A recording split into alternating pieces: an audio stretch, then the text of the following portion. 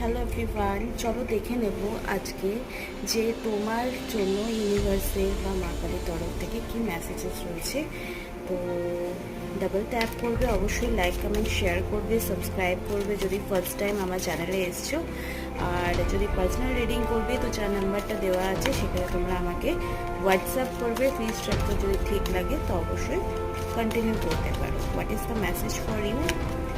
দেখো, তোমরা যদি কেরিয়ার নিয়ে কোনো সমস্যায় ভুগছিলে তো কেরিয়ারে 100% তোমাদের সাকসেস আসবে।